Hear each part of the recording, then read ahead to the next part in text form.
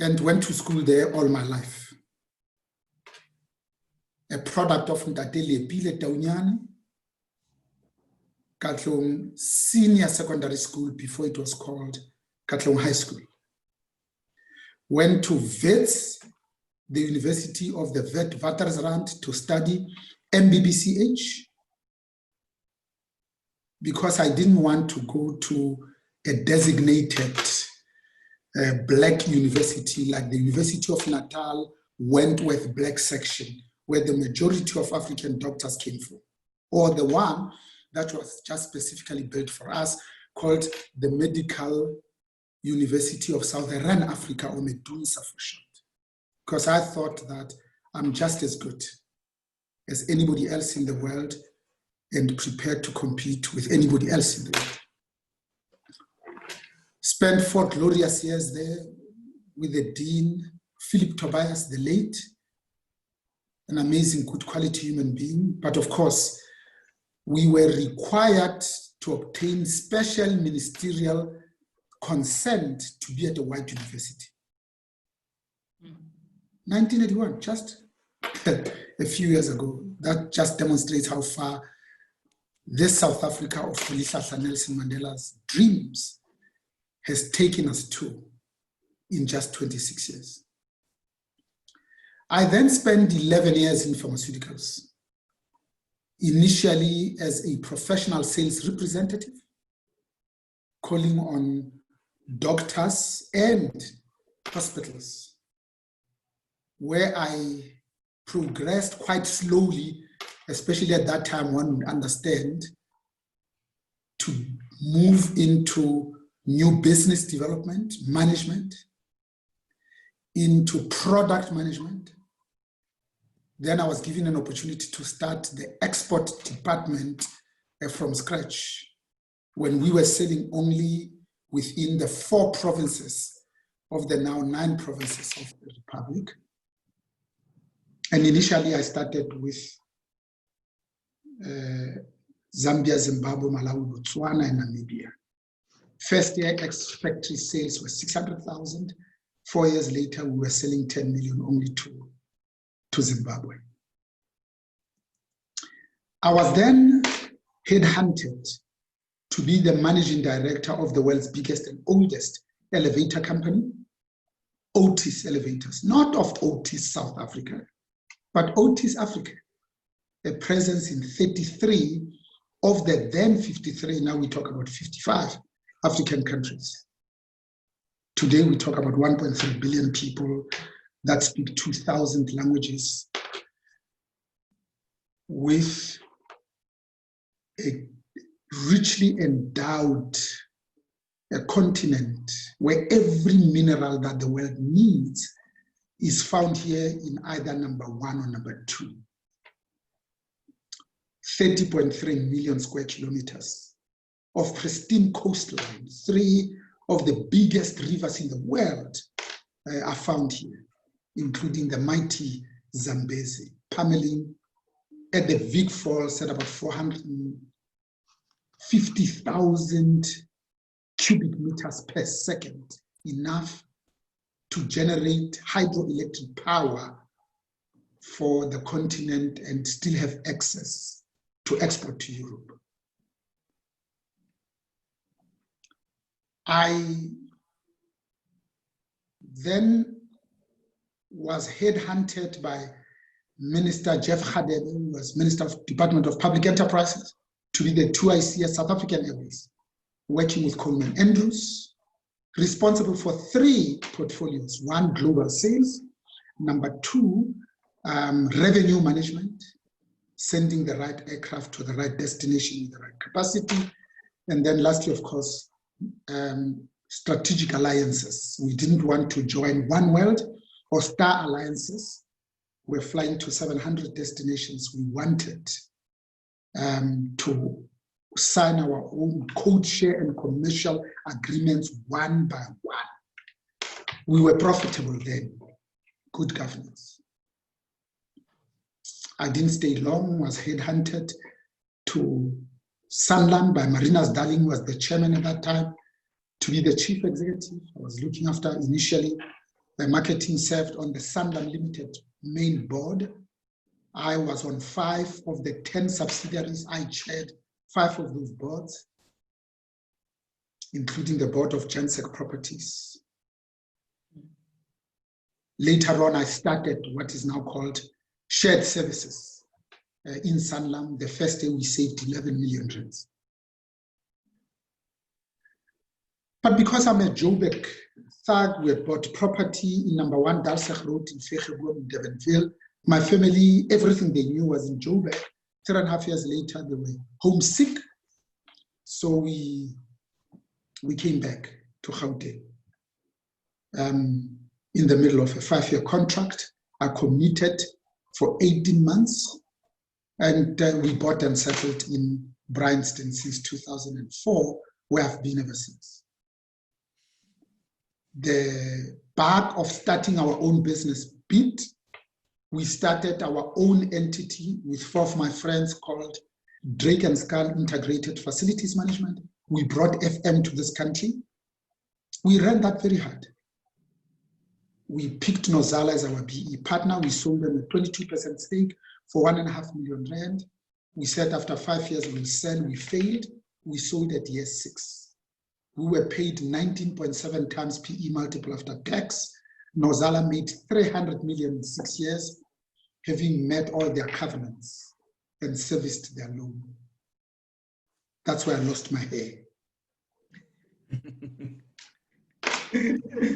So 5 years into that process, and I'll come back to you, Tatelaki, I was being harassed by Shell Oil Products Africa to be their group CEO and chairman. I said, go to hell, my money's here. Please wait for me for a year. They waited 2 years. So I think 1999, 2000, so 2007, I went to Shell Oil Products Africa as their chairman and group CEO, where I lasted 8.5 years. Produced phenomenal results. Even there, I was looking after 33 African countries. So to conclude, I took an early retirement at age 55 because I was happy with the contribution I'd made. I left an African there, Shonipizwe Justice in Tolo, like I left an African at Otis. And the 88 CEOs of Business Leadership South Africa said, you're mad. I mean, why do you want to retire? You're still young. Come and be our boss. And I became the CEO of Business Leadership South Africa, a job which I did for a year. They gave me a 5-year contract. I said, no, I found them my successor, an African woman who's the current CEO of BLSA, effective the 1st of July last year. So she just finished her first year, because that's what I think we should do. Succession is the job of the incumbent. You can't leave it to the weather. And when we talk about inclusive socioeconomic growth, who do we want to include? In simple English, we want to include Black people. And the definition of Black people is all those that have been excluded on the basis that they are not white. And we also want to include women. So those are the big groups. But of course, we also want to include people with disabilities. We want to include LGBTIQI community, yes. But I think if we can do gender equality and pay parity and Black people in positions of leadership, would have done an amazing piece of work. And I took another retirement from Business Leadership South Africa to focus on the businesses, family businesses that I've been building very slowly since 2002. Owned by my family, myself, my lovely wife, and our 2 daughters, with an equal stake in each of 25%. So Sirialom Trust group of companies is 100% Black owned, 75% Black women owned, has invested in 9 businesses, 7 of them significant. The smallest stake is 20%. 3 of those companies we own 100%. Talk Medical Supplies, DigiLitho, which is a printing company, but half of their revenues come from hiring out forklifts. All the forklifts in Italtile and CTN, we own them, we service them, they pay us a long-term annuity income. And of course, Consulta Marketing Research with the Pretoria, and the guy who started the company, Professor Andre Schroeder.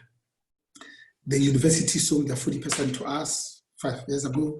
Prof sold his 40% to us, so we now own it 100%.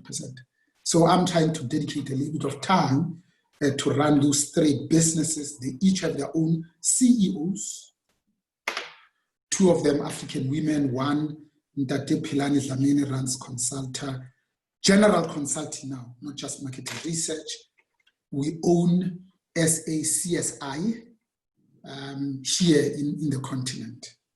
So Ntate Lucky, in brief, that's that. And I think it culminated in my saying, look, even if you're stupid, after being in a position of leadership for as long as I have been, since the 17th of April, 1984, you know something. Mm-hmm. So put it down in a book, hence lift as you rise, trying to chronicle, archive, and curate our own stories. Because my grandmother used to say, until and unless lions have their own storytellers, stories about hunting will always glorify the hunter.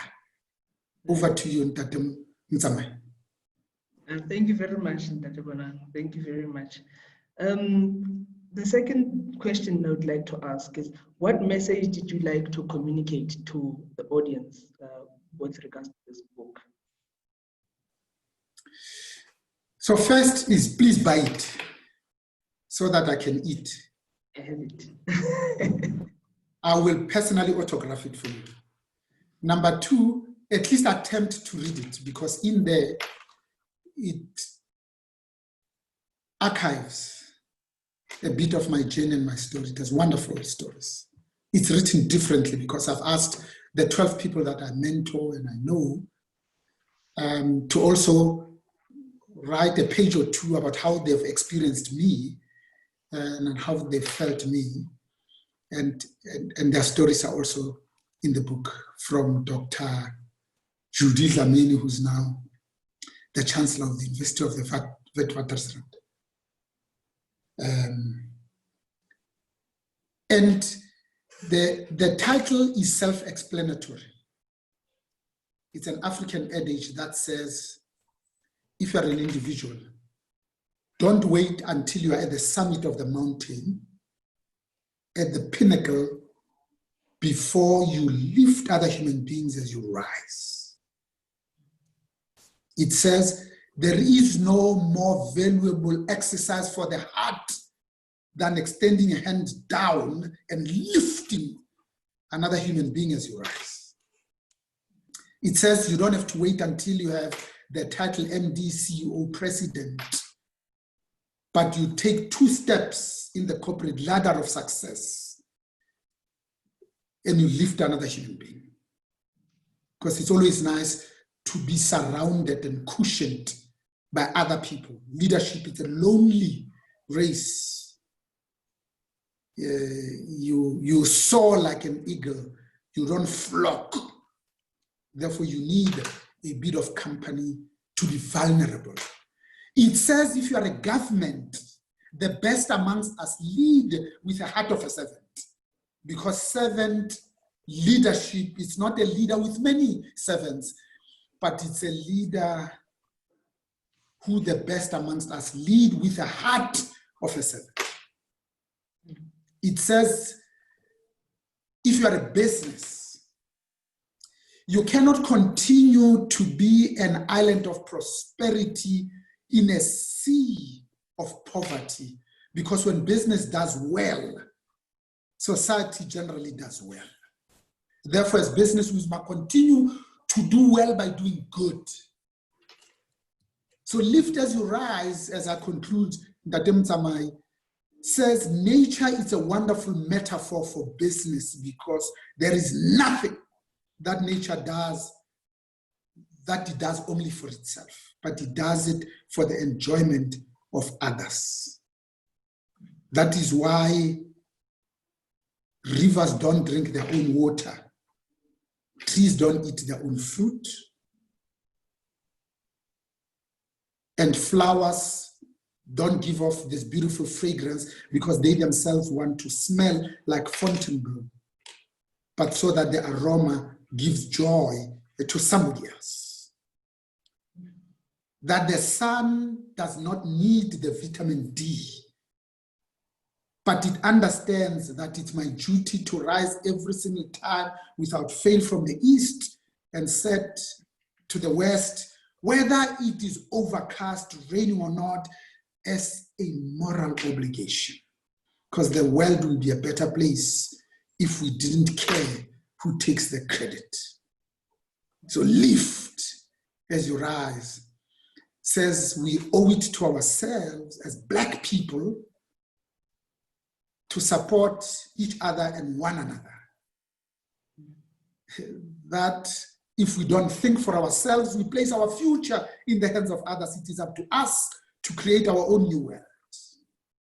It's madness that we are not building our own businesses so that we can hire our own children. That we continue to make babies and send them to a different neighborhood to go and beg for a job. And yet there's 90% of us in South Africa, of the 58.78 million South Africans, that if we supported each other and one another and circulated the Black rand amongst ourselves, we would banish poverty, hunger, and starvation forever. And by so doing, unshackle ourselves and give ourselves not just political liberation, but economic freedom. That's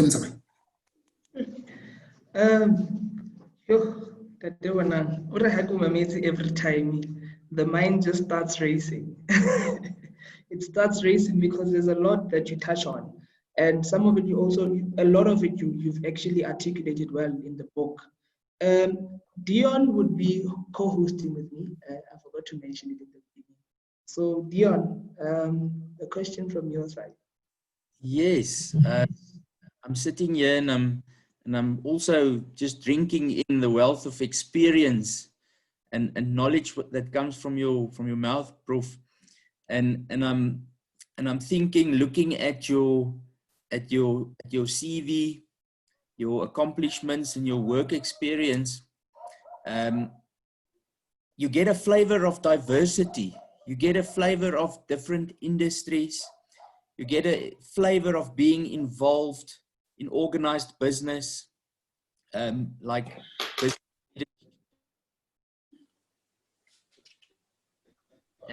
Africa and the Black Management Forum, enterprises, and you've seen it all. What particularly also caught my attention is your involvement in the organizing of professionals in marketing, several bodies that you served on and headed, and that sort of leads to two questions. The one is for younger people in South Africa looking to you looking up to you as a leader. How important is the involvement in all these industry bodies and an organized business, for instance, to enrich, to network, to increase your knowledge and your exposure? And how has it secondly contributed to your becoming a well-rounded business person and leader in South Africa? John, thank you very much for that, my dear brother. So, diversity and inclusion is an American terminology that in our case, we can call it broad-based Black economic empowerment or transformation in general. So if you have a board today in this country, in this time, when so many of us dare to hope that joy and peace will prevail, and you are not diverse, you only have people that look like you, talk like you, come from the same school where you come from, and they smoke the same brand of cigarette as you do, like the board of Steinhoff. It's criminal. But not to have inclusivity or an inclusion it's treasonous. So diversity says, I must have people that don't look like me. I'm a man, I must have women. I'm old, I must have young people. I'm black, I must have white people. But inclusion says, can I accomplish two things? To create an environment where people that are coming in feel needed and wanted. That they are not temporary sojourners in my company just to be assimilated, to start talking like us. Secondly, it says, can you create a culture where they are free to speak their mind without any fear of retribution or reprisals? Because you have hired these people not for their hands, but for their ability and capacity to think with you the problems. Leadership, it's about starting first with the who and then the what. Leadership is not about building successful businesses. No, it's about building the people that will then build the businesses. That's why diversity and inclusiveness is so important, D&I. But in the context of South Africa, we talk about transformation. Transformation means fundamentally breaking with the past. Change in form and substance, the two go together. It says we come from a painful place in the past, dark, where we were oppressed, subjugated, and discriminated against. We want to go to a place in future that on a composite basis is substantially better than yesterday. Because leaders are dealers in hope. Therefore, transformation says we must create together, jointly, collectively, and severally, a future that bears no resemblance to the past. This is a pupa that becomes a butterfly, a tadpole that becomes a frog. The end product looks nothing like what we initially saw. This is not reformation. Reformation is a chameleon that changes only color but not form. When it's in rocks, it's brownish. When it's in greenery, it becomes green to match the foliage. So the task we're involved in is to uproot this that does not allow the majority of South Africans to reach just their potential, not their fullest potential, just their potential. And then later on, they can attain their fullest potential. Secondly, you say, what's the significance of being active, of being involved? I think all of us will admit that our first board positions, we didn't get in the companies where we work because they thought we were bloody useless. My first board position I got as the chairman of the Black Management Forum, Johannesburg branch. 8 years later, I was on the board of National. I ended up being the national president, Tubabu Begisbia, and then ended up being the president. So at work, they started seeing me behaving like a leader, talking like a board member. My results were that of somebody who understands cooperative governance, which is the separation of ownership from control. Speaking the language of fiduciary responsibility, acting in the best interest of the entity and not in the best interest of the shareholders, nor the best interest of the employees. Exercising the duty of care, skill, and diligence.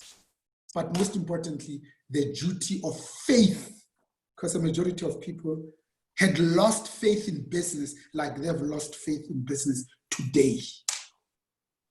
We have the lowest confidence, trust, and hope levels since the Second World War.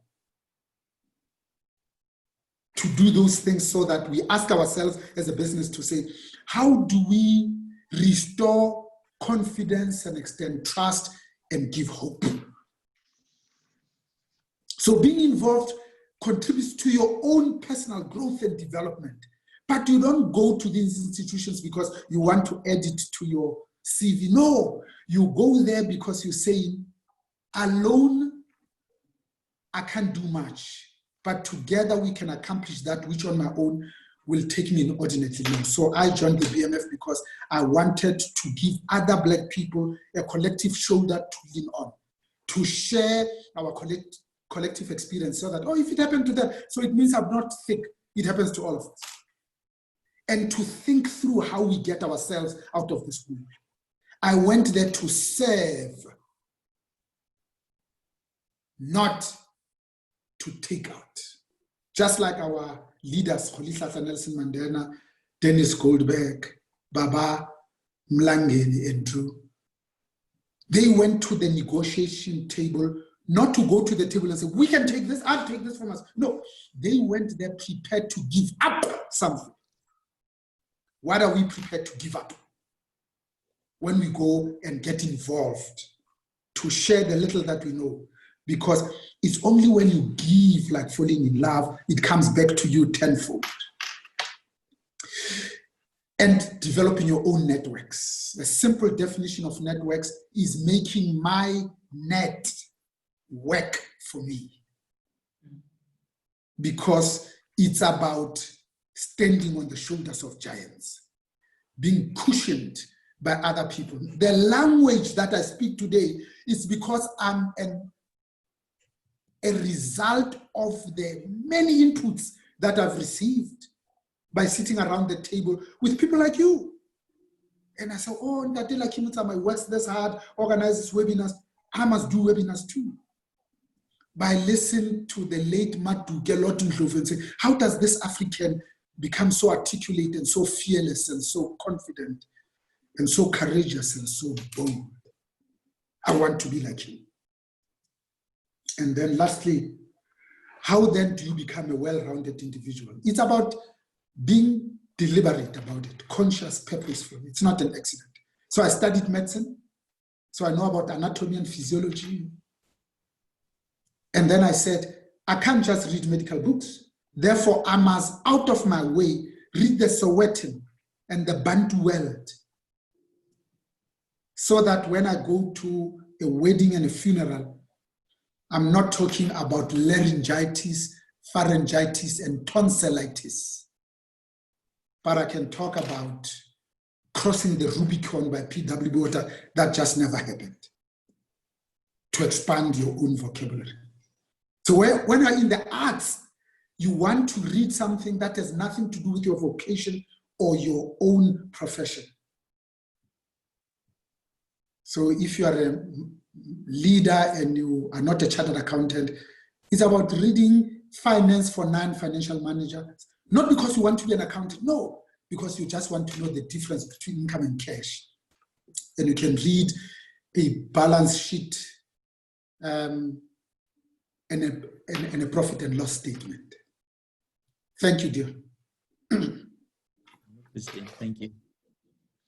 In your book, you have a section that's titled Business That Matters. You touch on a number of aspects in that section, but what caught my eye is a section that's called Rethinking Entrepreneurship.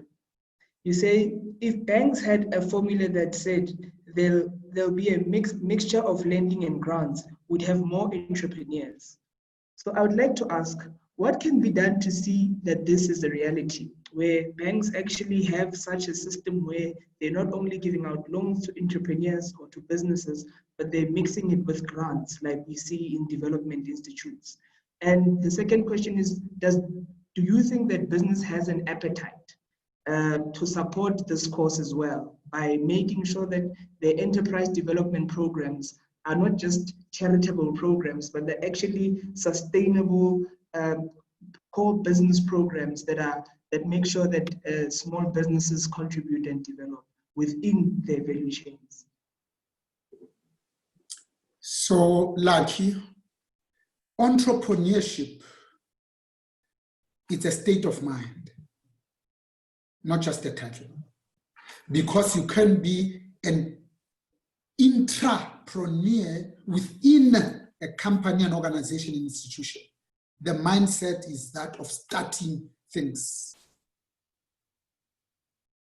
and looking for extraordinary returns.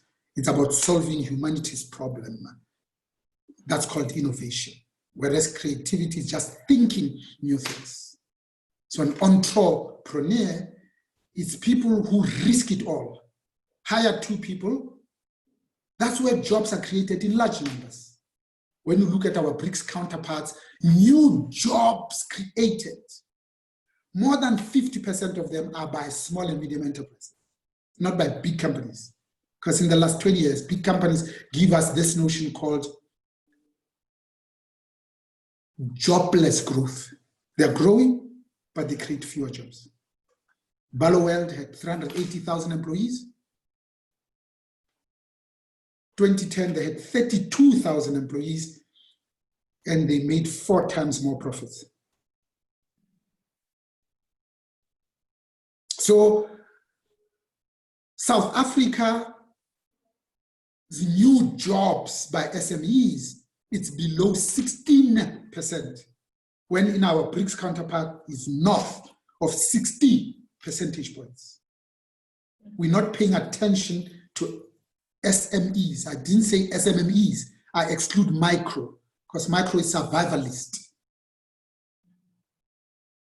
Let me give you an example to include also your second question about what can banks do, and talk a little bit about the role of business. At work, if your boss wants you to succeed, you will succeed. It's not if or but, because nobody is born an MD. All of us were given our chance by somebody else who believed in us. Counsel, coached, and held by the hand. Today, we can compete with absolutely the best in the world. You can't learn to swim by just reading a textbook. At some stage, you have to dip your big toe in the cold water. So a medical doctor, it's not what you are when you graduate. It's what you become once you start practicing. When you see your first case of malaria, you diagnose it properly and you don't kill the patient. Then you call yourself a GP. Therefore, business can trust more Black people and more women. It's not an excuse to say, but there are no Black people. No, they are not experienced. No, but we don't have Blacks that have an experience in running listed entities. That's not the point. The point is that all of us did something for the first time. And when you do something for the first time, of course it looks cumbersome. Try riding a bicycle for the first time. You think you are going to fall, break your neck, and die. But after you have done it for the 27th time, you ride it and leave the handlebars, and your hands go like that.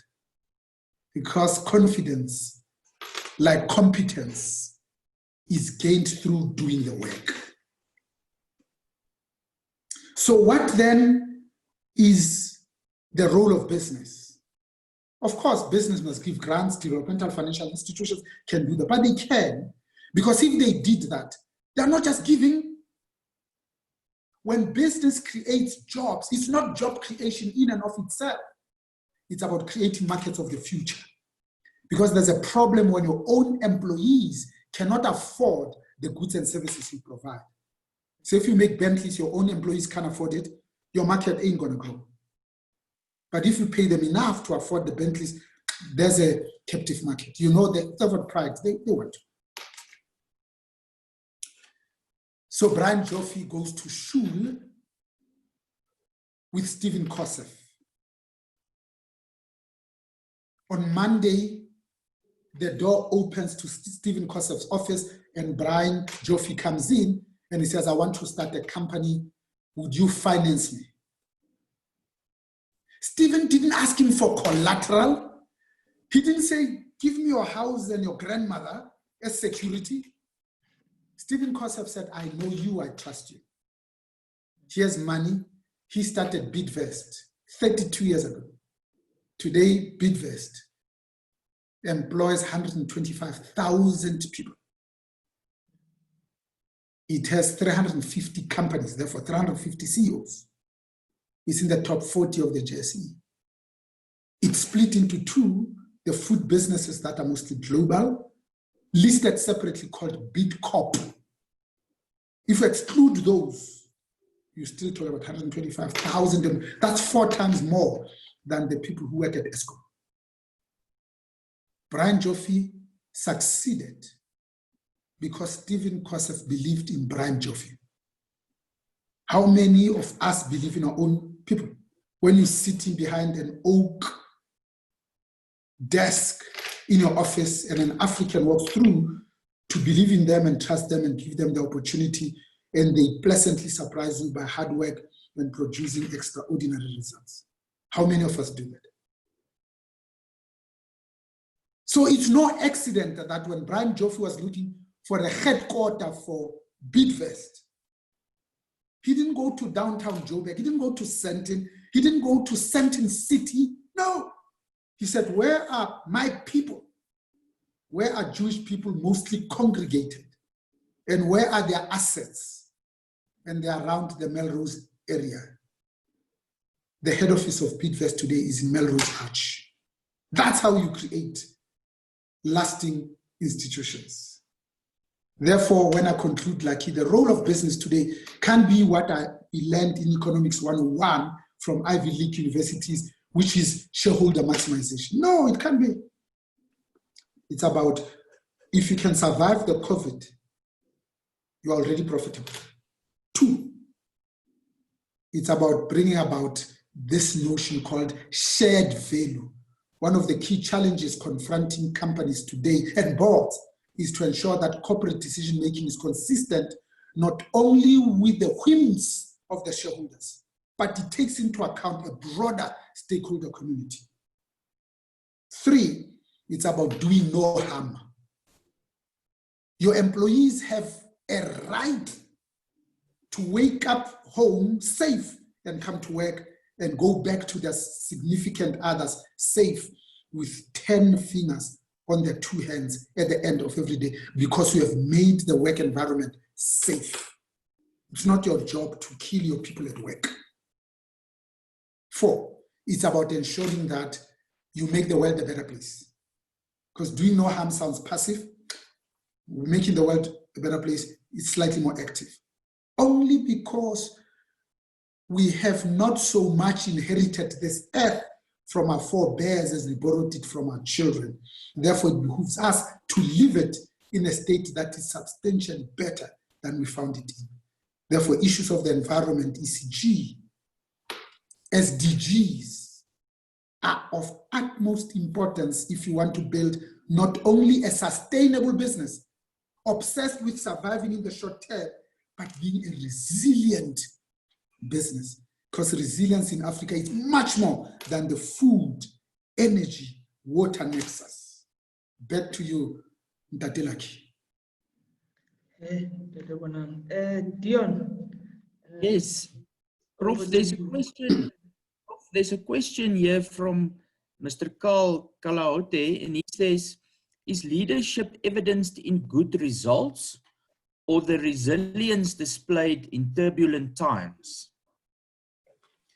And then he would also like to follow that up with, how would you describe the concept of consultative leadership, and how does it build the makeup of a leader? Thank you, Carl. Thanks, Dion. Carl, thank you for that. So I think my answer is both. You see, in leadership, it's an and question, not an or question. It's both and together at the same time, simultaneously, concurrently, and in parallel. So producing embarrassingly good results, it's necessary because it buys you credibility. People look at you and say, you know what you're doing. But also, a leader is a product of your own context. Can you be a wartime CEO like we are now today? COVID-19 is swallowing all of us. 193 countries, 17 million people, 670,000 deaths. You have to assume a different posture and be a Winston Churchill in wartime. Be a wartime CEO. This is war. And respond and lead your people into the promised land. Leadership, it's about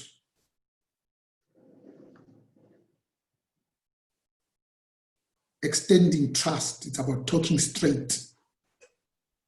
It's about finding it easy to palate, highlight, and celebrate others. The definition of leadership means being genuinely obsessed with the development of others, whilst management concerns itself with the effectiveness and efficiencies in climbing the corporate ladder of success. Leadership begs the question, is the ladder leaning against the correct wall in the first place? Therefore, when you are a good leader, not just a manager, you've got a toolbox. In the toolbox, there's a set of pliers, there's a screwdriver, there's a hammer. It's about looking in the toolbox and say, for this problem, in this country, in this time, in this context, what's the correct tool? And taking out the correct tool. So being a consultative, participative manager might be required in other circumstances. Being decisive and charismatic might be required in others. Therefore, the biggest skill you need as a leader is not to say, no, but I'm a participative leader. Is to say, I'm a flexible, adaptive leader. I can be consultative when required. I can be decisive and charismatic when required. And I can step back and allow myself to be led when there are better people who can be leaders at that time. Back to you, Dion.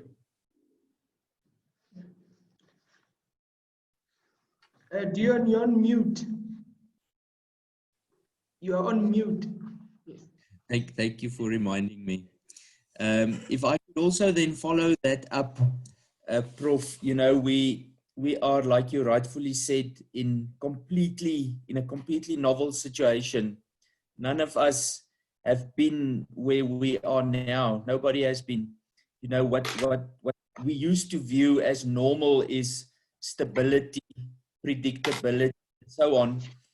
And what this instability and unpredictability now means is you get the sense from some people that they think they're going to go back to where we were. And it's really not the case. It's the so-called new normal. I mean, if you just look at the fact that we started this collaboration with Lucky at the end of last year, and our intention was to run a series of conversations like this throughout the year, and then COVID struck us. But yet we're resilient, we rise above it, we make use of technology, and we move forward. So I think my question to you is how do you deal with this type of uncertainty in your current role? I think a lot of entrepreneurs would look to you for answers with regards to that. So how do you deal with uncertainty in your current role? And what feedback mechanisms do you put in place so that you constantly get information out of your environment to make informed decisions with? So let me agree with you totally, Dion, and say the reason why it's called novel coronavirus of the 2019 strain, hence the nomenclature COVID-19, is precisely because it's unprecedented, it's unrelenting, and it's uncertain. And it blindsided all of us. And because of a rapidly globalizing and interconnected world, there is no corner of the world that is immune from it. And its effect, virulence, and frequency is unknown. All we know is that it's still waiting for us out there. It hasn't gone back to sleep. It's not in winter, it's not in summer, it's out there. But for South Africa, it couldn't have hit us at the worst possible moment. And let me just share with you 5 things that really have castrated us. So first, we are just recovering from the 9 wasted years of state capture. 2, we had just been in a technical recession. 3, Moody's saw it fit to join the 2 other rating agencies to give us a rating below investment grade, also known as junk, making the cost of borrowing higher. I mean, those are heavy things, eh? And then COVID found us prostrate on the floor, face down, and it finished us. Now Eskom, with rolling blackouts, that happened in January of 2008. 12 years later, we haven't solved it. We're still having rolling blackouts. What type of people are we? 12 years, we can't come up with a solution. There are very few economies in the world and very few companies that can survive that. So a lot of big companies have already folded. We have more than 740 state-owned enterprises and state-owned companies. Very few of them are profitable. State capture has done a thorough job. SAA is gone, South African Express Airways is gone, Dinel can't pay salaries, Transnet is captured, Eskom was captured. And all of it self-inflicted harm. So those businesses that will survive going forward will be the ones that focus on preserving cash and strengthening their balance sheet. And absolutely number 1, looking after their greatest asset, which is people.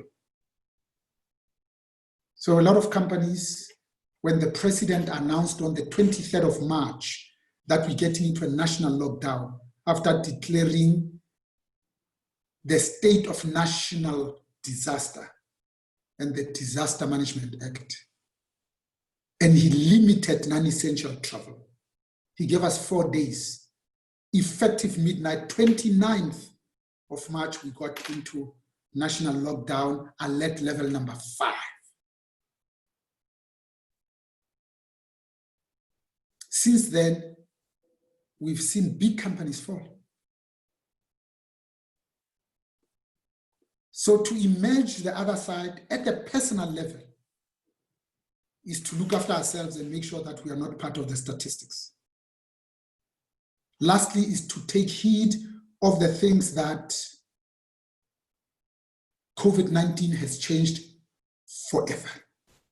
1, governments, the way they engage and interact with their people, can no longer just say, but we've built houses and bridges and dams and have given infrastructure. They now need to provide good health care and pay attention to issues of social justice. 2, at a personal level, it has changed the way we celebrate, the way we worship, the way we bury our dead, the way we engage and interact and interface with others. Lastly, it has changed this thing called the world of work. We went to bricks and mortar, like institutions of higher learning. Now we are more online. We used to stand in front of 100. With technology, there's no reason why we can't speak to 2 million people, 1 lecturer, using a webinar like this.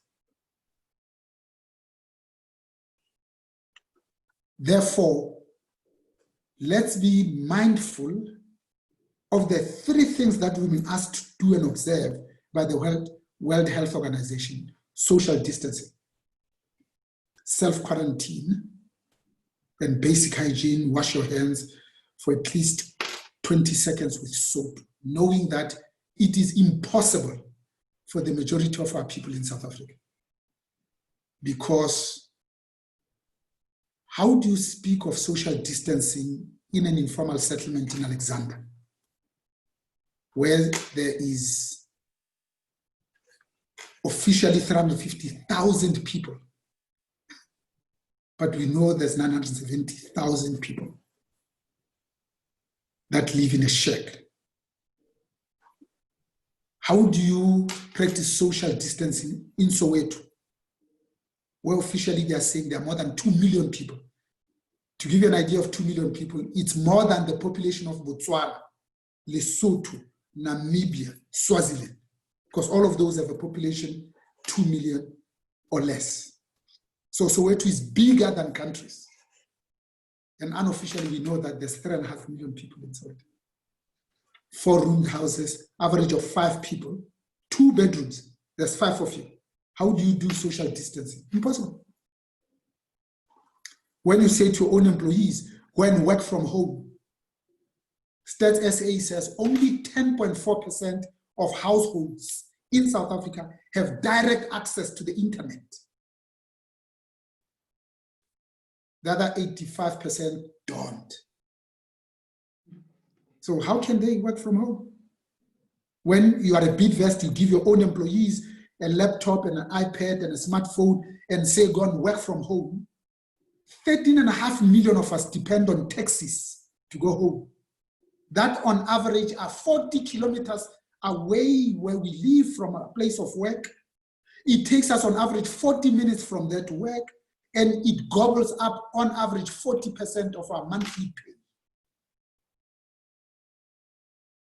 When you give them a laptop and a smartphone and you say, get into that taxi, is the surest guaranteed way to make sure that those are going to be confiscated. In Branston, I'm lucky here because I've got multiple devices. I'm talking to you on my iPad. My lovely wife, Susan, is having her meeting with her group somewhere else, and my daughter is on her smartphone with the International University of Monaco. In Soweto, you're lucky if you have 1 cell phone per household. And the majority of those cell phones are not smart cell phones. They're just ordinary cell phones to receive calls and send an SMS. Back to you, dear. Thank you, Ndadibona. Dion, you're mute again, but I think because it's the 2nd hour, we're going into the 2nd hour, I will open it up to our guests if they want to ask questions. Please, by show of hands, just show us if you'd like to ask a question. So long while we're still waiting for them to ask questions, Ndadibona, I'll go to a question that I have, where you talk about what Menolita Fakute used to champion in the BMF when she was president, the gender agenda. I must say you're one of the most vocal males in corporate South Africa who speaks on this issue of the gender agenda. Can you please tell us what sort of teachings influenced you or values influenced you to take this issue so serious and at heart? So first in Tatemtama is because there are more women in South Africa than men. Of the 58.78 million South Africans, 51% are women. Therefore, we can't go to war, an economic war, and leave most of our citizens behind and still hope to win.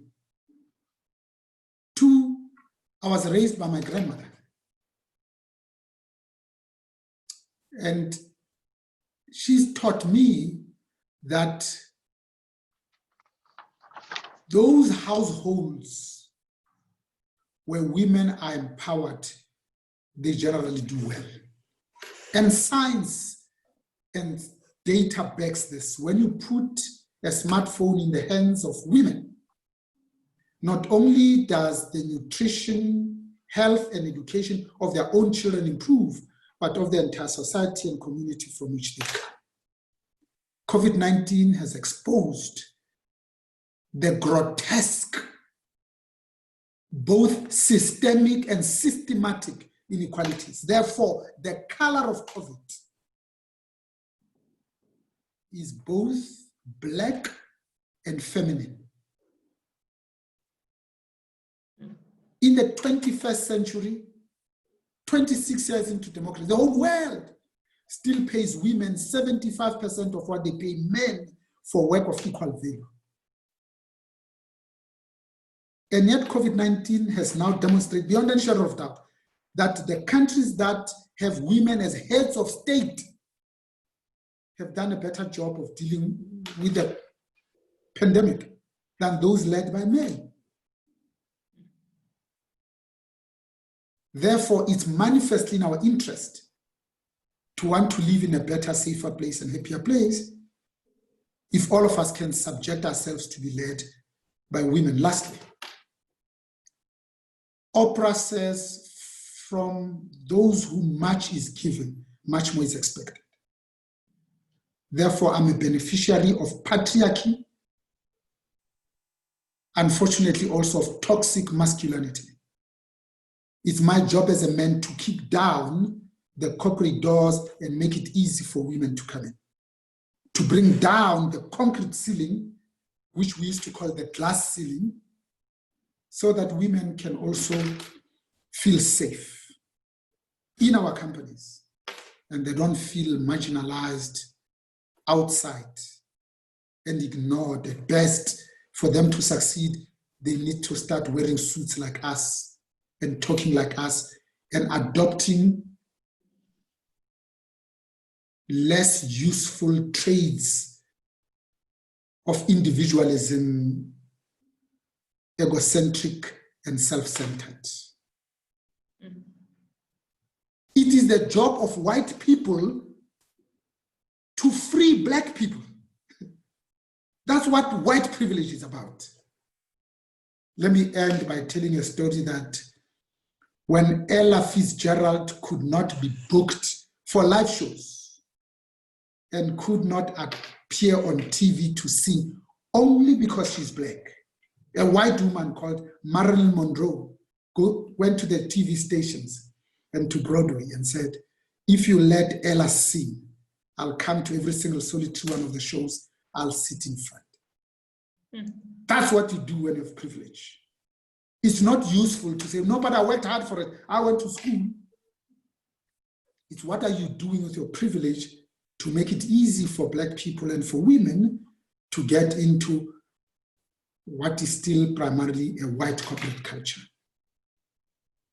So the farmer does not spend 80% of her or his time massaging the individual seeds to make them perfect. No, the farmer spends 80% of her or his time tilling and preparing the soil so that the soil is fertile. When that soil is fertile, any seed that falls on that soil gains traction, grows, and bears fruit in abundance. In the Bible, it's called the parable of the 4 seeds. There was nothing special about that lucky seed that did not fall by the wayside amongst rocks, but fell in fertile soil and it bore fruit in abundance. So the biggest challenge we have as leaders is to make sure that the culture we are creating, and culture is created from the top, not bottom up. You lead by example. That environment, is it fertile enough for any gender, for any age, for any sexual orientation to fall there and bear fruit in abundance? Is the most critical job we have, over and above the development of strategy, putting a structure in place, starting first with our people, putting systems and processes in place. Culture. What are we doing to make sure that black people feel like home and they're also free to speak their mind? Thank you, Ntate Mzamai. Ntate Matibedi has a question. Ntate Matibedi. Ntate Matibedi? Ntate Mzamai. Can you please switch on your camera? I'm in a dark place. I'm gonna do that just now. Yeah, should be fine. Hey, what's my car?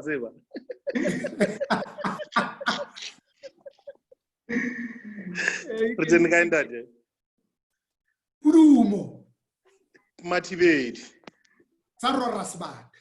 Ke sona se nang Ntate. Ya puruma tau. A ke kwena a ke kwena nang kopa na mathunya motho a ka thunya dikgomo le batho. Ke mogoditse wa no moholo sekgosha ka mpa fatshe, wena ya ka mokoko. Ke ne ke kopa ho botsa ntate Bonang. Nah, In us, the younger generations and the current leaders, I'm sure based on the mistakes and the faults that we see and happen to observe, I'm sure there is a quality that we are lacking that you guys might have picked up. And I can elaborate on that. Pudu more. There's nothing that young people lack, because all of us were young at some stage. When we went to the polls on the 27th of April 1994, the youngest minister, deputy minister, was Geraldine Fraser Molekete, 28 years. Maria Ramos was less than 30 when she became Director General of National Treasury. That's young. So you don't have to develop the muscle that is required for you to be a leader. We must make you a leader first, then you develop the muscle. You don't develop muscles for riding a bicycle. You get onto the bike, you pedal, the muscle develops. So when people say you have no experience, they are talking about themselves that they don't want you in. Because all of us started somewhere. Nobody's born an MD, nobody.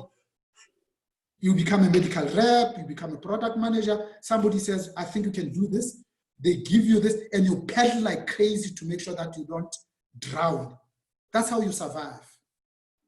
Lastly, there's a wonderful English expression that says, rough seas a good sailor makes, not calm waters.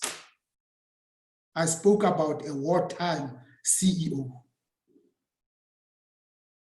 The Bible says, steel that sharpens another steel.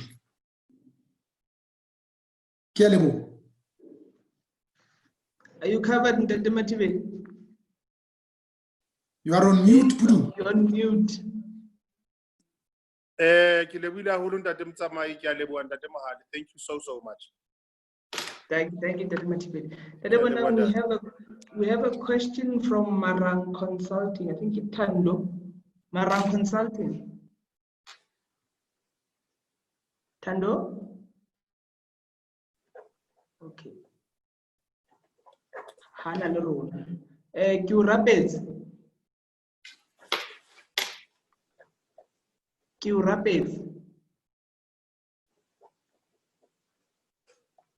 Okay, while we're still waiting for Kiurapez, in the book, you speak about ethical leadership, what is it? And when we look at current affairs or we look at the news of today, a lot of issues that come to the fray that actually question this issue, ethical leadership. We can even speak about the whole debacle about the COVID PPEs and so forth. And that also touches on ethical leadership. Why is it that we're always on the back foot, especially Rona African leaders, when it comes to this issue of ethical leadership? Of course, when you say ethical leadership, it's tautologous. Because leadership cannot be anything else other than ethical. But we say ethical leadership for emphasis.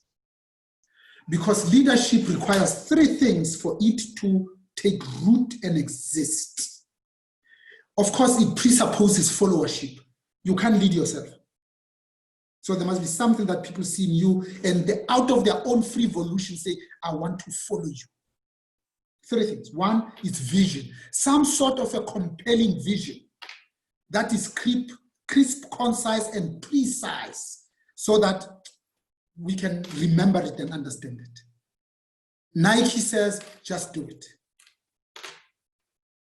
Toyota says, everything keeps going right.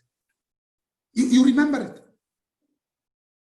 So a vision, because you must take your people to a place where they have never been. paint it so vividly that they can see it in their mind's eye. And they want to go there with you because there is better than here. 2, it needs courage. There's no leader that is shit scared. In isiZulu bathi umkhonto wegwala waphelele nje. So ulola wazi waphela umkhonto. Alibele gwazi. Wazi waphela umkhonto.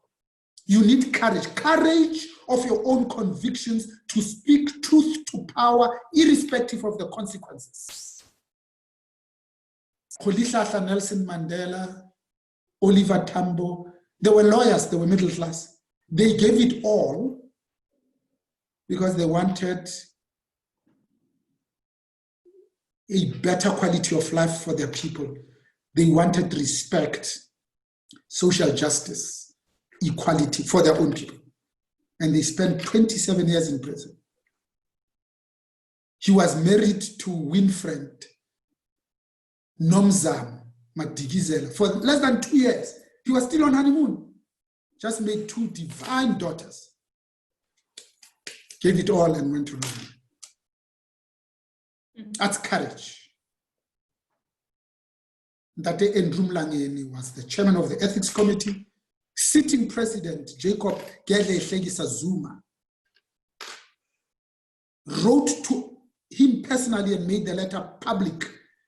And said, I think you need to step down because you have embarrassed the ANC with your state capture project. You're not who we thought you are.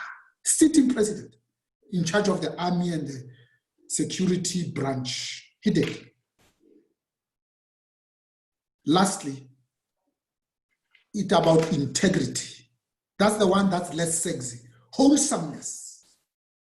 You must be worthy of followership. You can't be a known thief, a self-confessed illicit drug dealer and cigarette smuggler, and then say, but I want to stand for the leadership. And you hope that you'll be believable. The only way you can do that is to buy the votes like they did in Polokwane in 2007. Pay people to vote for you, not for them to follow you out of their own free volition. So ethical leadership says it's a higher order of management. The lower order is when you do things only for yourself, we say you are selfish. Second order is when you do things for others, but expecting something in return, we say you are unselfish.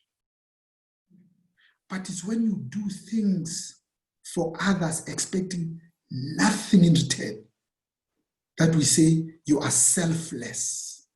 You'll do it whether they're watching or not. You'll do it because you know it's your job. You'll do it without expecting any recognition.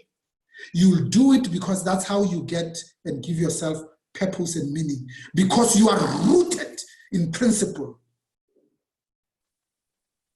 purpose, and intent. Would you add on to that you must have an undying love or patriotism for the country, or for the organization you represent, but more especially for the vision that we share as a country? Sibusiso has his hand up, so after this, please go to Ntate Sibusiso Majola. So the answer is yes. But you see, don't confuse this with somebody saying, I love the ANC more, when you are the president of the country. Because you start by loving the ANC more, you must. When you take the oath of office, you put your right hand on the Bible, you swear allegiance not to the Freedom Charter of the ANC. You swear allegiance to the Constitution of the Republic of South Africa. To be a leader, not of the ANC, but the leader of the 59 million South Africans, even those that didn't vote for you, including the people in the Western Cape. The Constitution says to you, you must uphold, respect, and protect this Constitution. That's your job description.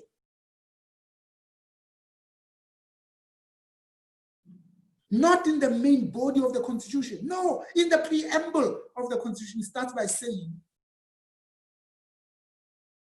we the people. In the middle, it says, recognizing the past injustices. And towards the end, it says, not only are we implored to recognize these past injustices, but it mandates us to fix those injustices, you and I. Therefore, when you swear allegiance to uphold, respect, and protect the Constitution, it says, you love the country more than you love your party. When you read section 195 of the executive duties of the Constitution, there's the job description of the 400 MPs. But how many of them have even bothered to read it? So yes, undying love of your own party initially, to be graduated to an undying love of the country. That's where selflessness comes in. Joy is more important than just happiness. Thank you. You can go to Ntate Sibusiso. Major.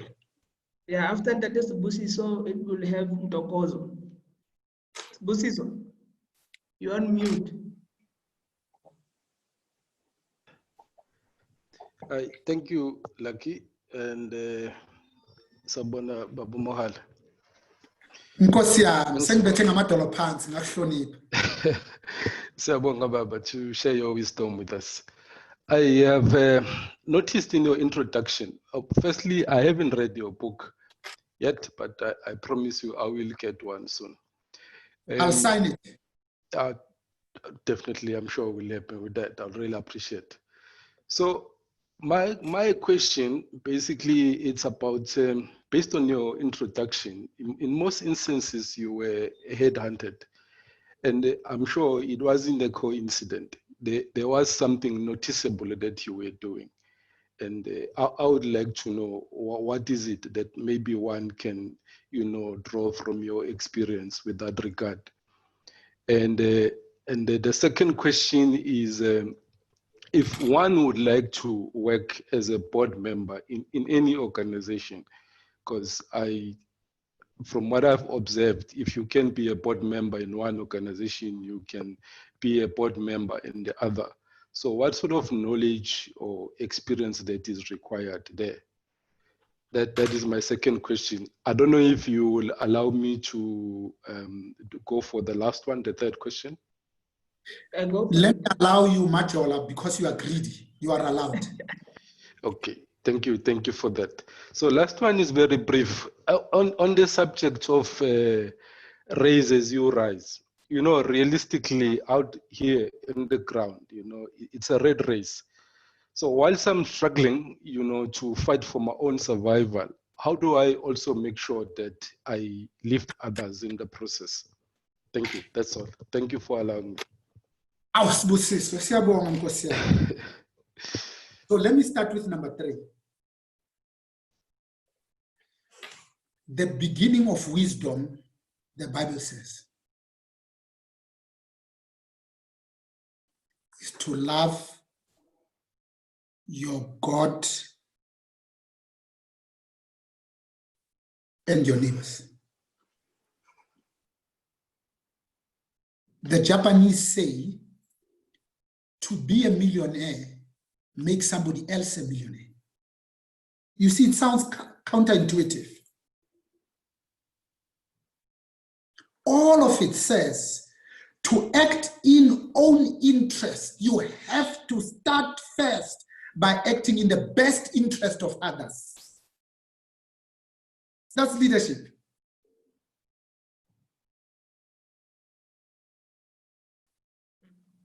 So Lift As You Rise says you can do what humanity has always done in donkey's years by concerned about internecine strife, wars, conquering, solving problems by fighting rather than by dialogue. Or you can change the narrative and build a body, a community, an ecosystem, a network that believes in you, that will lift you up and vote for you to be the president. Once you become a president, then they say to you, don't have to ask who's advising you. You'll find us here because we want you to look good. The Afrikaners had the Broederbond.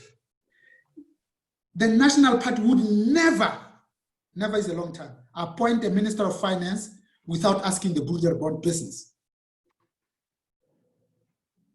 The Broederbond would look around and say, have Barent du Plessis. He's the better amongst us. Compare that with what we do in our black schools. In white schools, when they're looking for a treasurer to look after the money of the schools in the SGB, school governing body,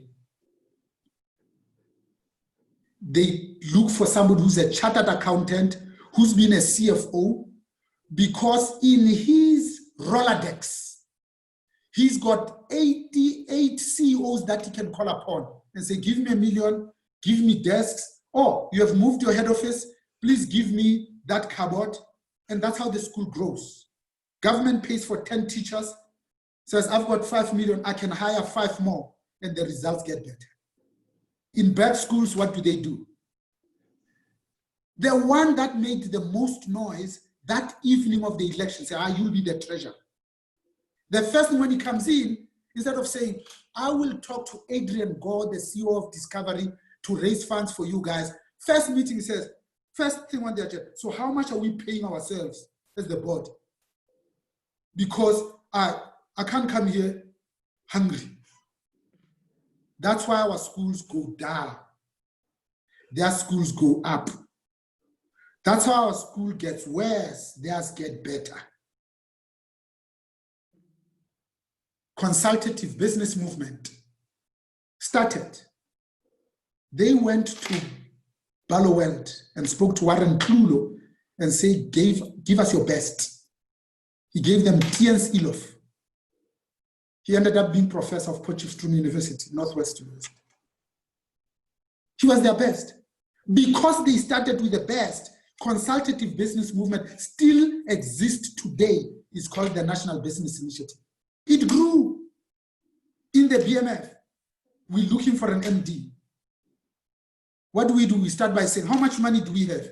650,000. Let's go and find an MD that we can afford. The organization starts with 15,000 members. It ends up having 3,000 paid up members. Do you see the difference? Therefore, Lift As You Rise says, patronize each other and one another, buy from your own businesses.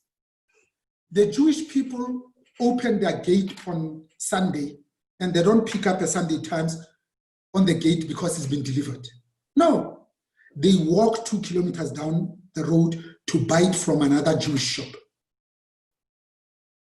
All the Jewish shops, when you look at them at the door, they've got a glass that looks like that big on the door, so that even if you didn't know that this shop belongs to a Jewish person, as you were passing, you see the glass, you say, let me come in and support you. The Jews, the Muslims, that's what they do. They support each other. This is what taxi drivers do. They don't keep big check accounts, especially from KwaZulu-Natal. They call you from Dube Hostel and say, come. You come here and say, Mtwan, sell me a high ace. How much is it? 350,000. Under the bed, they give you 350,000 in cash. And they give you an escort so that you are safe. because they've collected the money, they buy it for Stole, who's just come back from KZN so that he can have his own car. And we say these are the ones that are not very well educated. Amazing. Today we've got 350,000 taxis. They consume 7.6 million liters of fuel a day. They buy 200,000 cans of oil, this thing that we call lubricants, 1.5 million tires a year. It's an amazing industry. They transport 13.5 million people of the 16 million that are gainfully employed. That's why they can call the shots. They don't even wait for government. From tomorrow, it's 100%, tax is full, and we are going to do interprovincial, whether Minister Fikile Mbalula likes it or not. And then the National Command Council comes back and says, yeah, 100%, but you must open the windows. That's why I think lifting as you rise, you're acting in your long-term interest, not just short-term. But, so you can go to the Institute of Directors and do a board on corporate governance. What it is like to be a director, yes. But I think to serve on a board goes back to lift as you rise. Because I'm on a board of Bidvest, when it's my turn to recommend somebody else, I have a choice to go to the usual suspects or to say, I'm going to recommend Kolo Samatigizele because she's less than 40. She's smart, she's got a master's, she's working on a PhD, she's produced amazing results at Brahma. She did the same when she was at Oricon, and she did the same when she was working for Avenge. It's my choice. And it's that choice that carries favor much more. So when I say you must have a vision, the Chinese plan for 100 years, knowing that they will not be alive, but they put a plan in. So 2010, for 60 years, they were driving only two things and two things only: personal security and energy security. 12 consecutive 5 years. Most African leaders plan for 5 years because they don't know whether they're going to be re-elected. So in Australia, I was running Shell for 8.5 years in a JV with the Chinese. They give us a CFO. After a year, I say to them, but the CFO is useless. They say, yeah. I say, take the CFO away. They say, yes. 2 years later, they took away the CFO. He lasted 3 years. So I go to Guangzhou later and I say to the head of Sinopec, but I told you guys at year 1 that this guy is useless and you kept him for 2 more years. Why? He laughed, put his hand around my shoulders and said, let's go for a meal. To cut a long story short, he says 2 things, Mohali. 1, when we send him there, we send him to go and learn. He was learning. We were happy. Number 2, there's something that we call face saving in China. Had we pulled him after a year, what was his family going to say in the community? It's an important member of society. And he was doing well for us. Now, open the door. Look at his office. He is the group CEO of Sinopec. He's learned from Shell and from the Australians. So even if that person had disrespected me personally, but if the vision is we send you to Australia to learn to be the CEO of the national oil company, that's the vision, not my personal feelings about you. That's what we lack, that vision.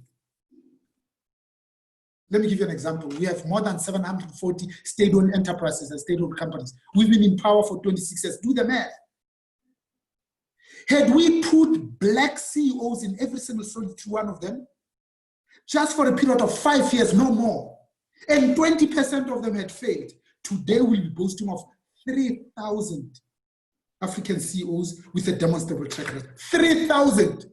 When we're looking for the CEO of ESCOM and Dinel, would not be saying, oh, but we have no skills. Because in 26 years, you can create your own. 27th of April 1994, we stood in queues to vote Rolihlahla Nelson Mandela in through the ANC. Same month, Rwanda killed 800,000 Tutsis and Hutus. Same month, in 80 days. In 100 days, that killed 1 million. But in 20 years, Rwanda does not talk about Tutsis and Hutus anymore. It talks about Rwandans. When you go to Kigali, you get free Wi-Fi in buses.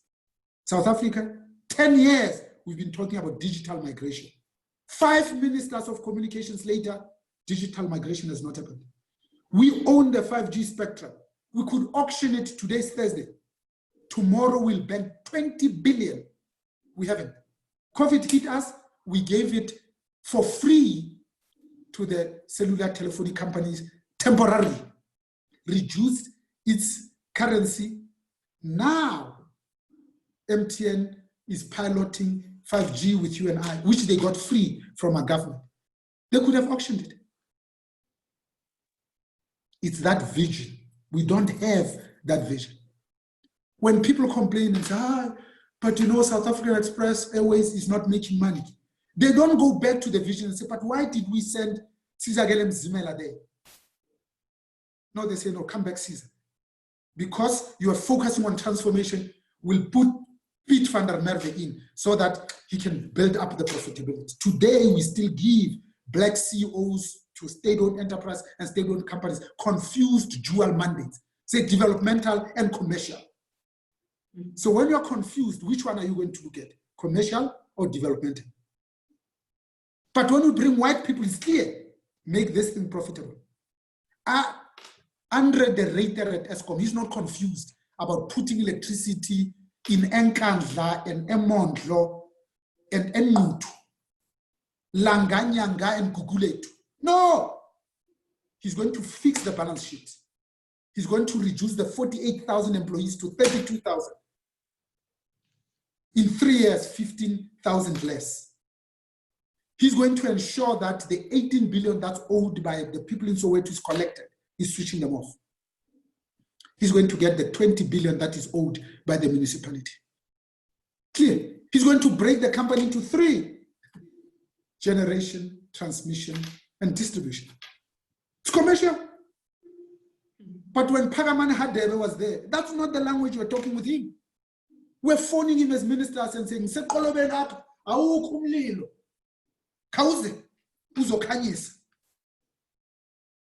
we don't have this long-term vision.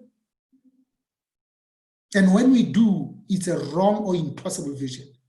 Ramaphosa comes into power, Matamela, on the 19th of December 2017, post-Nasrec. And he says, I want to give you growth, we'll root out corruption, but ANC unity. How do you unite the party? The others are committed to state capture and stealing. The others have chosen the side of the angels. They're saying your corruption must end. How? How do you unite the two? In 100 years, he's not going to achieve it. 30 stolen ministers, subject of Zondo Commission. He fires 10, brave. But 20 are still there. And what are they doing? When you announce 500 billion COVID-19 socio-economic stimulus, the networks are still there. What do? They do what they've always done. They loot the 500 billion. Today, for the last 3 weeks, that's all we've been talking about. Gauteng government gave these tenders to their own because we haven't dismantled the machinery, the system of corruption that's there. What is that long-term vision? Who is advising Madame today? Is it the Broederbond? Is it the Black Business Council? Is it the Black Management Forum? Or is it Business for South Africa? Or is it Business Leadership South Africa? Is it the BBC that you know, that you trust? Or is it AfriForum and Solidarity? Who? is advancement. It's that vision that I'm talking about, my dear brother. Lastly, of course, I've been headhunted. For me, I did two things only. So my first job out of medical school, I went to 7 interviews at Pfizer. I could see I'm a curiosity. Everybody, lift your scale. Who are you? Why are you born? Can you spell? I said, but this is demeaning. Let's see your ID. References. Credit check.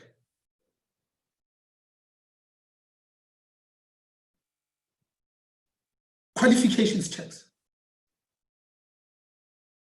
Criminal record check. Hey, this is too much work. I said, if I'm in, I want to show this company that they didn't make a mistake. I'm going to work like my whole life depends on it, so that even if they don't like me, I was the first African to work at Pfizer, 17th of April, 1984. I said, I want to work so hard because I know they don't like me. They don't believe in me, so that the results speak for themselves, even if they don't like me. Number 2, I knew on my shoulder I was carrying the burden of many blacks that come after me. If I failed, they would have said, that's why we don't hire blacks, you see. These people don't know business, or they're lazy, or they steal. I said, I don't want that on my conscience. Lastly, I said, I'll work so hard that the other companies look at these results and they call me and say, Mohan, please come and do for us that which you have done for Pfizer.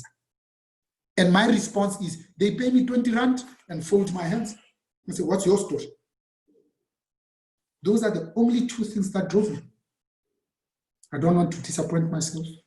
I want to produce embarrassingly good results at work while still married to Susan. And I still spend time with the community that made me who I am. And that was the first and only job I've ever applied for.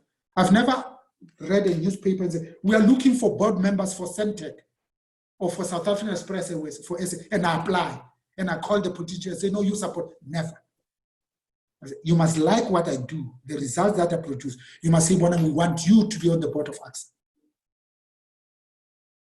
And I look at my schedule and say, I'm a patriot. Yes, I will come. That's personal. And there's no reason why you can't. Let me close by saying, my grandmother used to say, isn't it amazing that the people who chase money hardly have any, but the people who follow their passion make money until it comes out of their ears. Tiger Woods loves golf. He would play golf even if he doesn't get paid. Because he loves it, he's good at it. Steve Jobs says you must love what you do. Then you become the world best in what you do because you love it. Too many of us do the jobs we hate. We can't be world authorities on things that we hate. So I took a bit of time because your question, 3 of them, were very poignant. They go to the heart of who we are. What do we do? How do we do it? But most importantly, why do we do it? Why? We don't ask that question. Why are we appointing black CEOs in SOEs? We don't know. Why do we want to build our own businesses so that we hire our own children? We don't. Why do we have political office and yet we have not succeeded in dismantling the economic system that we inherited? We don't ask those questions. Today, poverty still has a black and a feminine face, but we've been free for 26 years. East Germany was poor, West Germany was rich. West Germany, which was rich, said, it's our ambition to have one united, but nonetheless prosperous Germany. They took the decision. They reached out to the poor East and said, it's same family, same blood, come and join us. From that moment on, whenever there was a new factory, a new road, they said, we've got enough infrastructure in West Germany. They built it in East Germany. 20 years it took them. No more. They have a united but prosperous Germany. 26 years we wanted to eliminate pit latrines. 26 years. Michael Komape still dies in one. 26 years we wanted to eliminate mud schools. the Eastern Cape is littered with mud schools. They're still there. Because we don't have an overarching vision. Like the Kenyans, it's our turn to eat too. Taking over from Daniel Arap Moi. Mwai Kibaki continues the looting. So Jacob Zuma gave us the 9 wasted years. The people in Matamela Cyril Ramaphosa's administration today, they are eating the very money that's supposed to save the lives of their own people. And these people go to hospital to look after people that are positive, and they die. Frontline staff die. So that they can buy a Bentley. We've forgotten who we are, what we are about. Why did we struggle? Why did we go to jail? Why 27 years? What are we building here? How is our children going to remember us? How are they going to remember us? We've forgotten. Back to you, Dion. Dion. Yes. I think, Prof, if we were to take a view on the future, we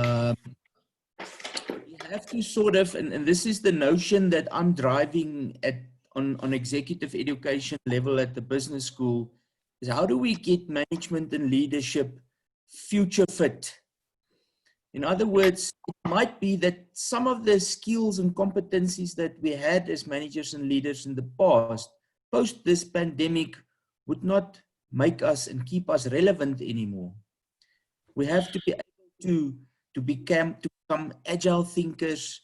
We have to be able to deal with complexity. We have to make tough choices and tough decisions. And so my question to you is, you know, what would you say to young aspiring managers and leaders? What would be the 1 or 2 or 3 critical competencies that they need to develop soon to help them be successful in their careers?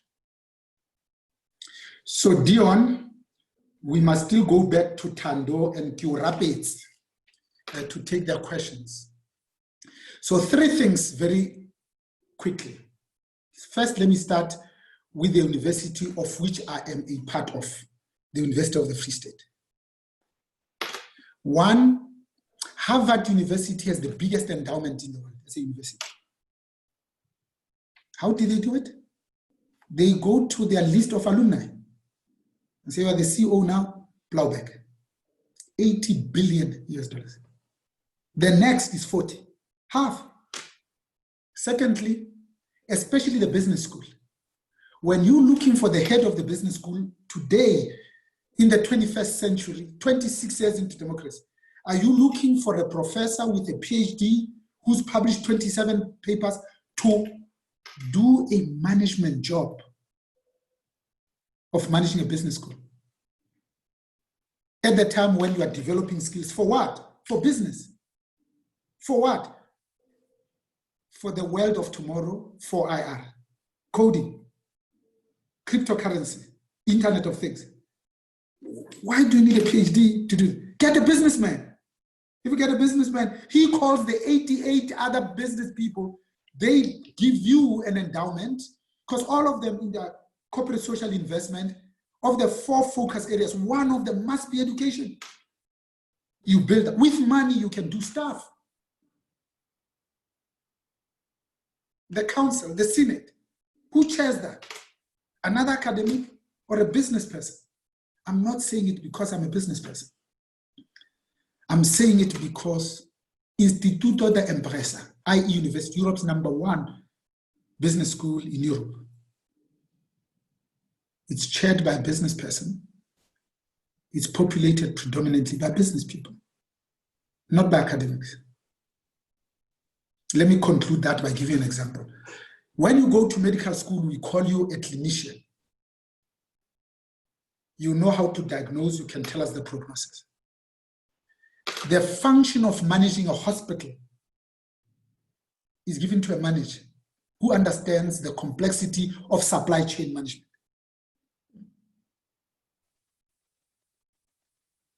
But all our hospitals, 26 years into, we say doctors must manage them. So if you're a salesperson, you sell cars. The system of selling is exactly the same. Tomorrow I can say, sell potato chips, you'll know how to sell because you have learned how to sell.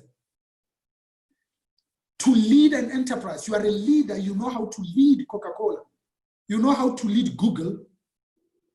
You can lead Chris Hani Baragwanath Hospital. The fundamental principles are exactly the same.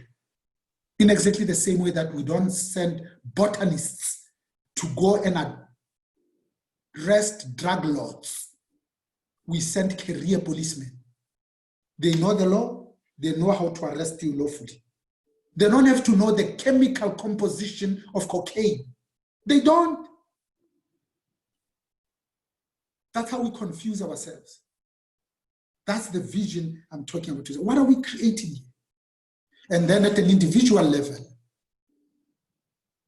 I think we must do what our forebears did. Bohima Bohwane from Springs went to Germany to study. Nothing. With the clothes on his back. He used to sleep under the trucks in the truck pot at night. Every morning he go to school.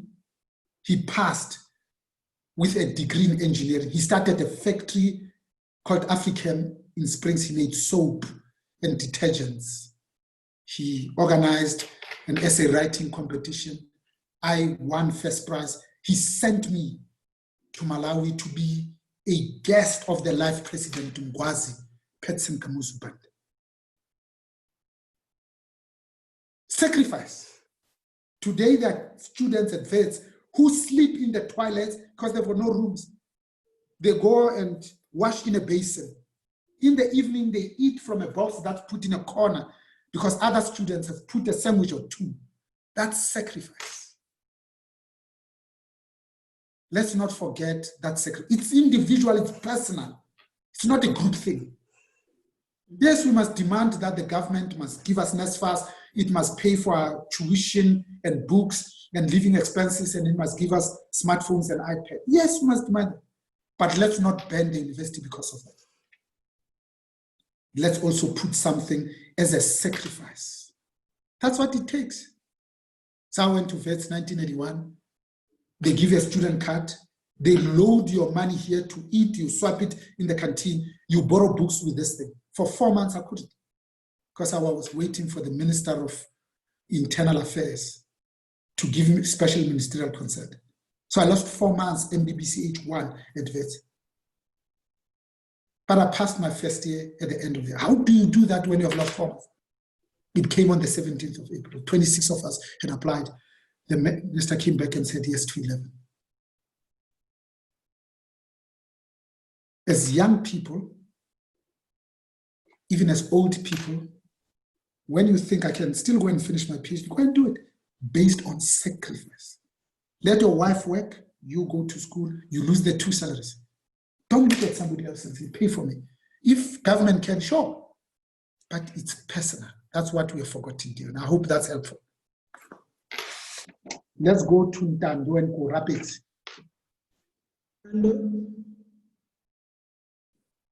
Tando?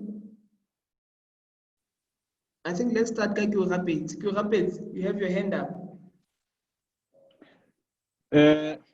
Dumelang batho ba baholo. Afe, Q Rapid. Kalaute. Le kae rra? Ha monate ngwanese. Nya go a siama. Ka leina ke nna ke o rapetse Kalaute ke tswa mo motsaneng wa Thabantsho. My question is, but before I pose my question, can I just say I'm especially excited because I'm a student at the University of the Free State Business School, and learning that you are now the chancellor at the varsity. I hope that our paths cross someday when the world is somewhat back to normal. My question at the moment is, how, as a leader, what would be the best, how shall I say, course of action or tactic or strategy to sell your vision to your followers? A while ago, you were talking about vision, having vision, but how best do you make sure that you get your followers buy-in for that vision? Sure. That hits the nail on the head. So when you start a business, you start by saying, what does the world need, which if I can provide, I can name my price. It's called customer needs. So innovation is solving today's problem. So you have to ask yourself today and say, if I want some people to follow me in business or at the university or as a politician, what is keeping them awake at night today? What are the stones in their shoes, the scars on their back? What am I solving for? What have I been brought here to solve? Once you figure that out, you make it crisp, concise, precise, so that I can remember it. I think if you can do that, go rapid. Yes, sir. That's where it starts. It's not complicated. Let's not overcomplicate it. No, Thank you, Papa. Thank you. Let's take two more before we call it quits. Tomorrow the weekend starts. Tando, I'll give you the next bite. Tando? I think Tando. Tando, I think I have somebody called 1920. I get to believe it's 1920. I think I'm going to steal somebody's slot. Yeah, that's leadership. Leadership. I have had my hand up since the beginning and I have not been recognized, so I thought I'll just jump in. My apologies. Thank you very much. Like, sawubona babonang. Nkosi yami. Ninjani baba? Siyabonga bandla wena. Sivukile, salibonga lethuba siphila wona. Baba, umbuzo wami it's mayelana leadership in higher education. You touched on philanthropy and inclusion and a bit on e-learning. So I'm just interested to know, what are your thoughts on the status of higher education in using e-learning as a solution, particularly being catalyzed by the pandemic that we are all facing? And if South Africa and the continent at large is ready for such a conversation and to invest in e-learning? That's my question, yeah. Ntongozo kuthiwa amathanga ahlanzela abanganamabhodo. And basho baphethe Nkosi. Yeah. So first, we have no choice because the pandemic has forced us to use Zoom, Microsoft Teams, Skype, Blue Jeans, etc. We have no choice. Those schools with resources, private schools, their kids are learning, they're following the curriculum.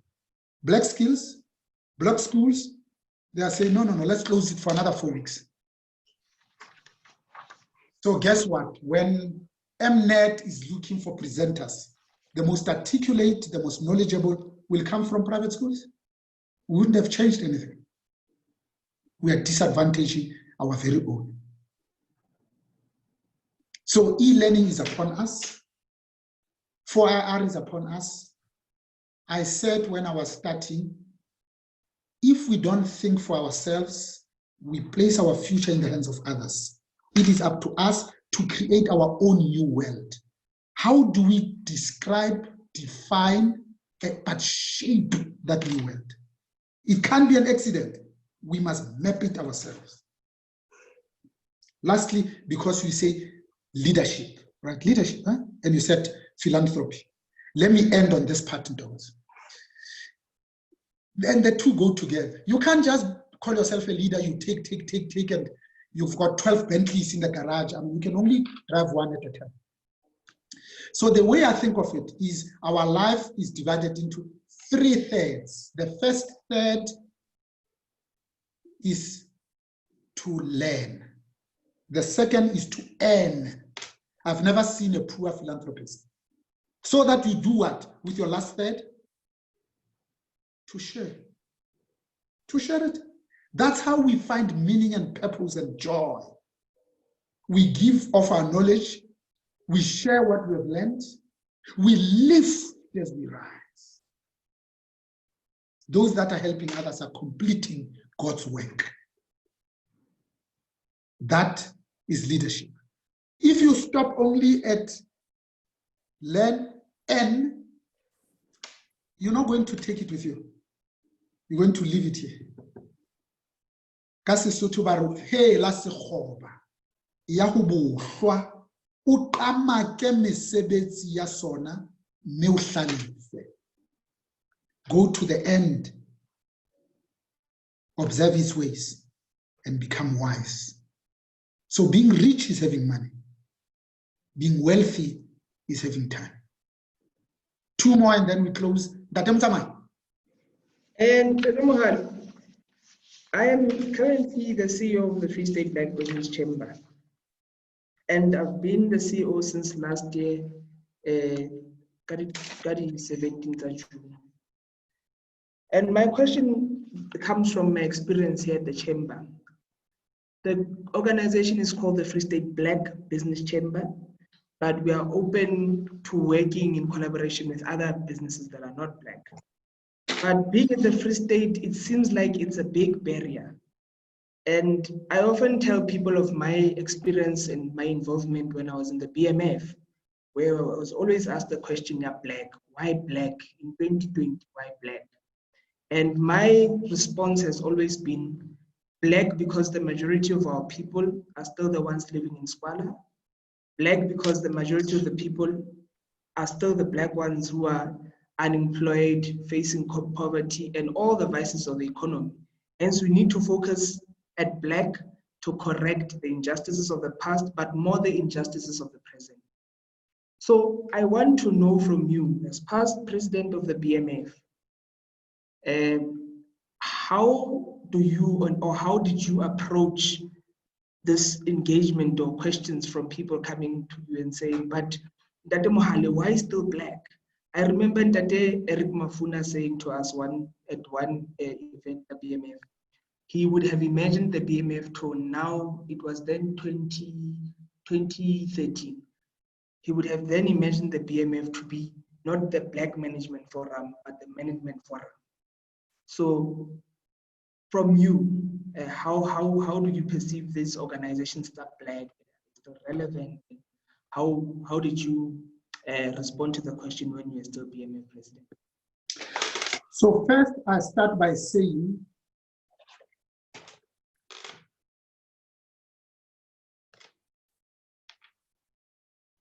the 6 million Jews that were killed during the Holocaust are still being pursued today. It hasn't stopped. The last of the survivors was convicted last week.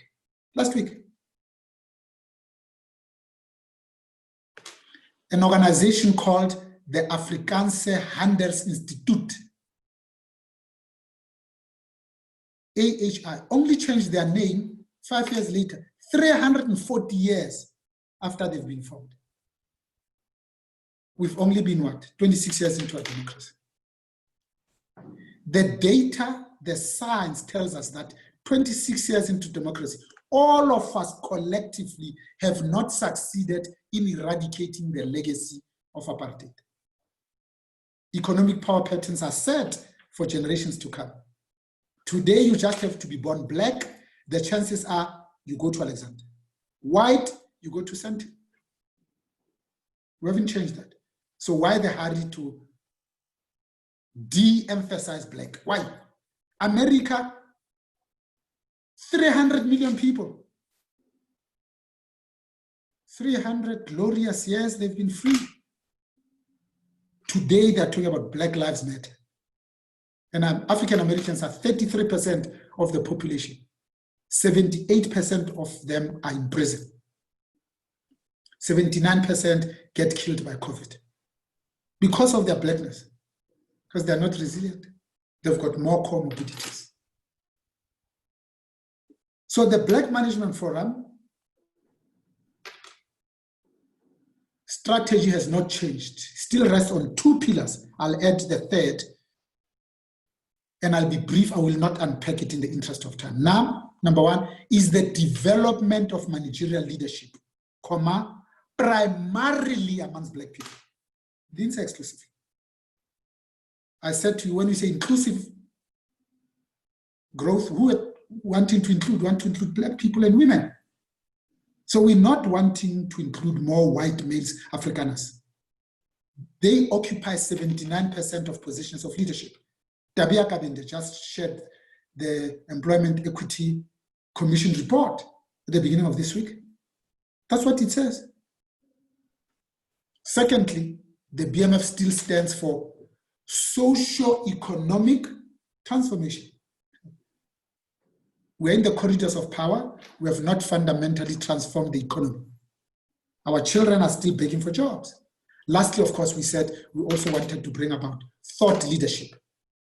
Thought leadership says you must think for yourself, write, articulate, talk, and represent yourself. Let's take the last one and go home. I think I'll just give Dion a chance before I close. Dion. Dion, you're on mute. Prof, I think being at the University of the Free State and having you as our Chancellor now there, I think you should have, or you already have, some pertinent ideas of the role of higher education institutions in the community, in terms of community engagement, making a difference, collaborating with organizations, with Mr. Motsamai, etc.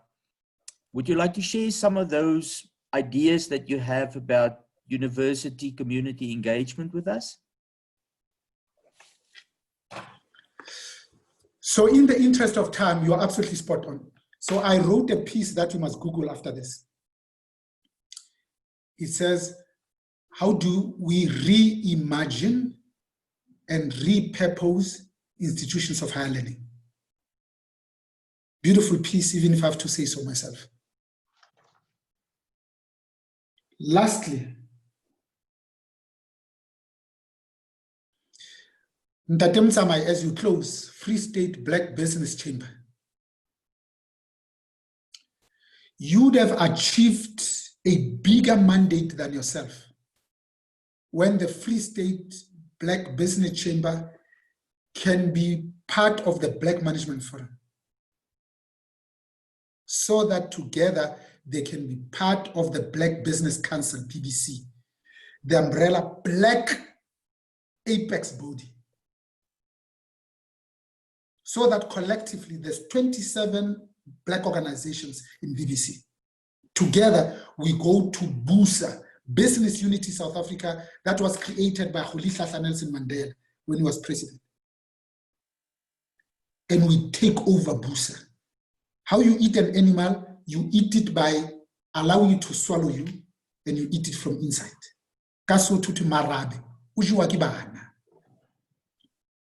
So when I went to Business Leadership South Africa, I had no business going to BLSA. Formed in 1960, before I was born. But I went there because I knew it was formed to do two things and two things only. One, to protect apartheid. Number two, for sanction busting. Those were the only two things it was formed for. And they did it well. CEOs with money, budgets, people. When you say, I need a car for a driver, they don't call anybody. BMW, give them an X7. That's what they did. One phone call. I said I wanted to go there so that I transformed. I was there on Monday, the 3rd of July, 2017. I found 7 white males. July. 1st of November, I had an exco of 5. All 5 of them were Black. 3 were women. I headhunted Busisiwe Mavuso from BMF. Themba Maseko, who was unemployed from GCIS because he refused to help President Jacob Zuma to aid and abet state capture. And Tebele Ditebo Macheta, LLM from VETS to be a head of policy, and I made an MD of business against crime. The only 2 men was Bonang and Themba Maseko. 5 in 3 months. So you'd have succeeded when you could do that. So I've said this to Ndate Sandile Zungu. I said it to his predecessor, Ndabantsele, when I was running BLSA. So we've got the budget. We've got 88 CEOs here. I can deliver them when you guys are ready. They are ready. That we go and embolden Busa. Or let's call it Z, give it another name. But when business is united, we can speak with one voice, we can accomplish more, we can help our Black students more, our women students more, we can help our institutions more. It's been an absolute privilege. All of you have been extremely generous with your time. 2 hours. Thank you very much. Ndate Mohale, thank you for always being available. Although I can publicly say Gal Stalker. So thank you for always being available to assist myself on a personal level. The things that I undertake. Thank you very much, Dion, for representing the University of the Free State, which I am a student in and I'm also an alumni of. Thank you to our guest, Dokoza, for always supporting you, always there. Bosi so Tando. The Free State Black Business Chamber is a very young organization, but with activity and involvement, not only of our friends, but also of our members, the organization can grow. So I thank you very much for attending this webinar. It's the second amongst many, so please join us for the next one in the month of March. I will see you. Thank you, Prof. Nice meeting you. Thank you, everyone. Have a good evening.